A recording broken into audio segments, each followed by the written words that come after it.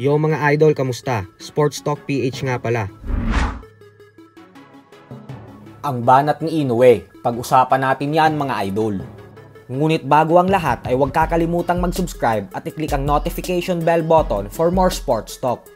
So tila na bad trip na nga po ang current undisputed super bantamweight world champion Japanese monster Naoya Inoue sa mga nagsasabi na lumabas na siya sa lungga niya at tigilan na ang paglaban sa sarili niyang baluarte sa bansang Japan.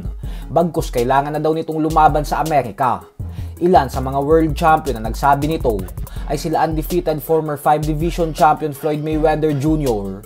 at former WBC champion Shawn Porter. Kaya naman dahil dyan ay hindi na po nakapagpigil pag sumagot ang binansagang halimaw ng Japan. Birada po ni Inoue mga idol sa kanyang official Twitter account ay napakalakas daw ng bansang Japan ngayon pagdating sa sports ng boxing. Sa katunayan nga daw ay Japan na ngayon ang home ng 135-pound lightweight division. Kaya kung gusto niya umanong makakita ng magagandang laban, ay dumayo kayo sa Japan upang masubaybayan ang mga ito. Bukod dyan ay sinabi din ni Inoue na kung may mas magandang bagay umano sa Amerika kumpara sa Japanese market, ay hindi umano siya magdadalawang isip na dumayo sa Estados Unidos at lumaban doon. Pero sa ngayon umano ay okay na siya sa Japan. Kumbaga mga idol ay ang gusto pong palabasin ni Inoue dito ay bakit naman siya pupunta ng Amerika at lalaban doon kung mas malaki ang mga offer sa kanya at kinikita niya kapag sa Japan ginaganap ang kanyang mga laban. May punto naman dito si Inoue, gawa ng mayamang bansa ang Japan. Katulad sa Australia at England na siyang madalas din nating makita na sa mga bansa lang din nila ginaganap ang mga laban nila gawa ng mas malalaki ang kinikita nila doon kumpara sa Amerika na hindi masyadong bumibenta ang kanilang mga laban nang dahil sa hindi sila masyadong kilala doon.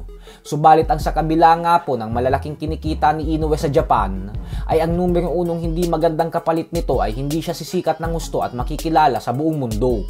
Sa kabila ng napakadami niyang achievements na nakuha, ay ang masakit na katotohanan ay mas kilala pa sa kanya ang mga boksingero na hindi pa naman ganun katindi ang mga achievements. Kagaya kila Ryan Garcia, Tank Davis, Teofimo Lopez at Devin Haney. Sa kabilang banda naman mga idol ay dahil nga po sa tapang at galing ng current WBA Junior Welterweight World Champion Pitbull Isaac Cruz, ay ang siyang dahilan kung bakit hindi na naiwasan pa ng MP Promotions President Sean Gibbons na ikumpara ito sa ating pambansang kamauman ni Pacquiao. Para po kasi sa mga hindi nakakaalam ay 2 linggo pa lang ang nakakalipas magmula ng talunin ni Pitbull si Romero, ay sinabi na agad ni Pitbull kay Gibbons na gusto na ulit nitong lumaban sa buwan ng Agosto upang depensahan ang kanyang titulo at manatiling aktibo sa ibabaw ng lona.